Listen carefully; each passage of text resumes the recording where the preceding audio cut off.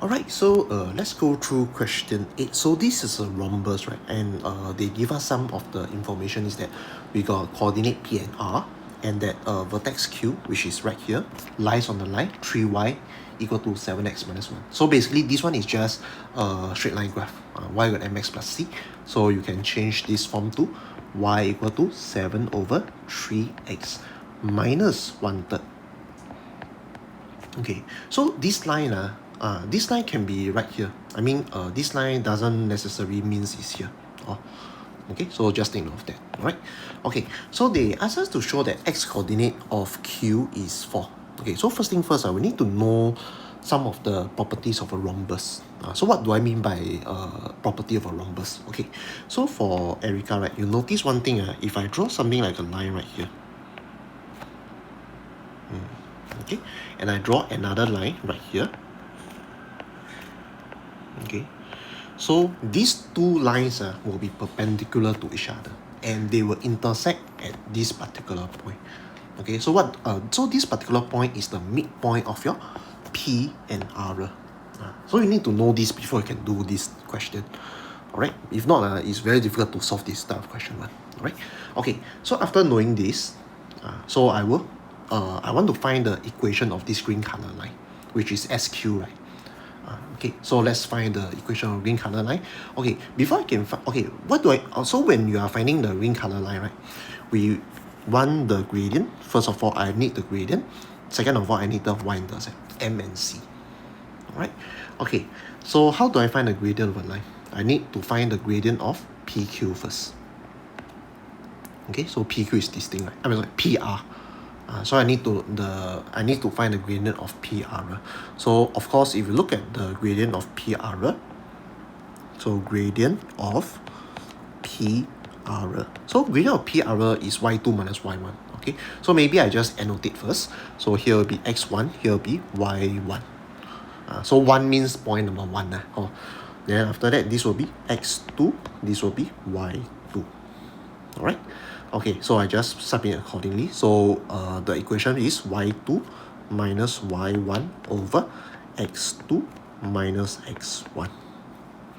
Okay, so of course, you just submit accordingly. So y2 is positive 1 minus y1, right? So y1 is just positive 5 over x2 is 3 minus x1, right? X1 is negative 3.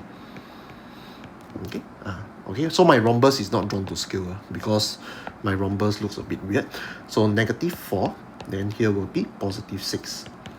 So it's negative 2/3. So the gradient of my PR is negative 2/3. So what does this tell me about my gradient of SQ? Okay, so this one you also need to know the property. So what's the relationship between two perpendicular lines? The relationship is that if my PR is negative 2/3, right, the gradient of SQ will be, you need to flip. So what do I mean by flip? So the 2, you go to the bottom, then the 3, you go to the top. And of course, you change the sign. So here is negative, this one will be positive.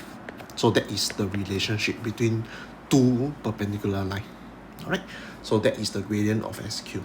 Okay, after determining the gradient of SQ, now it's time to determine the so-called the y-intercept, because I want y equal to mx plus c.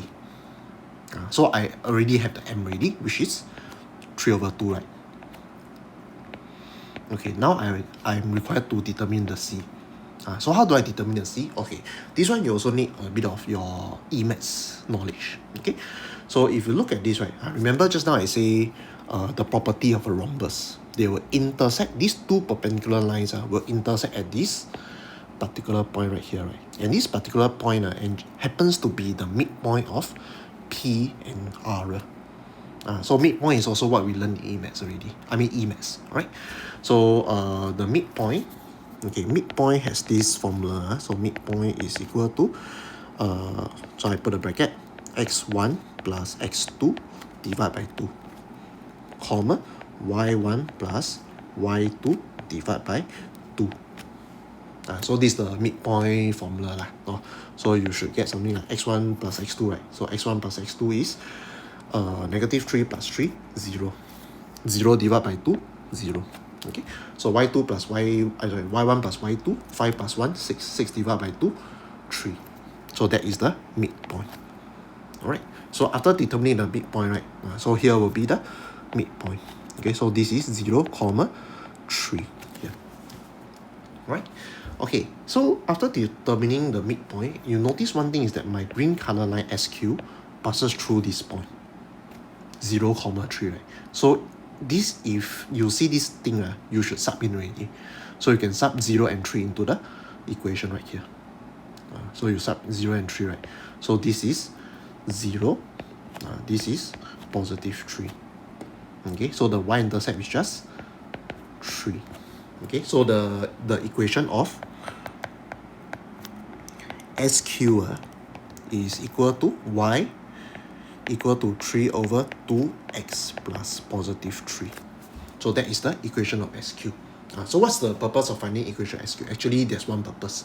Because we are required to determine what is the so-called x coordinate of this Q, right?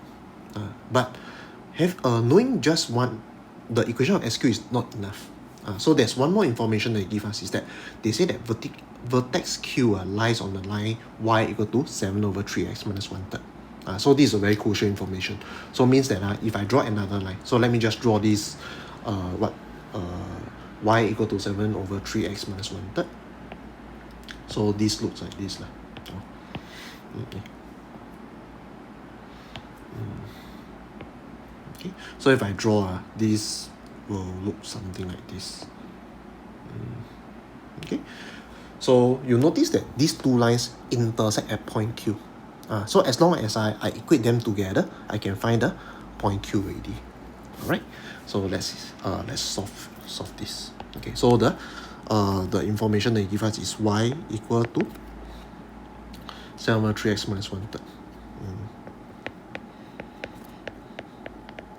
So this one is I already manipulate, because the original equation is 3y equal to something, right? 7x minus 1. So I make it into y equal to mx plus c. So you equate this and this together. Then you can get the answer already. So 3 over 2 x plus 3 equal to 7 over 3x minus 1/3. Okay. Alright, so I move all the x to the so-called the left hand side. Okay, so 3 over 2 minus 7 over 3.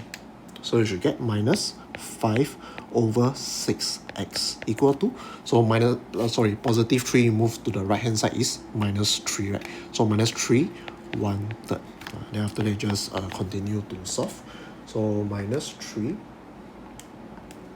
1/3 divided by 6. So you should get positive 4. Alright, so I have shown the coordinate of x coordinate of point Q already. Right, so this one is a bit challenging.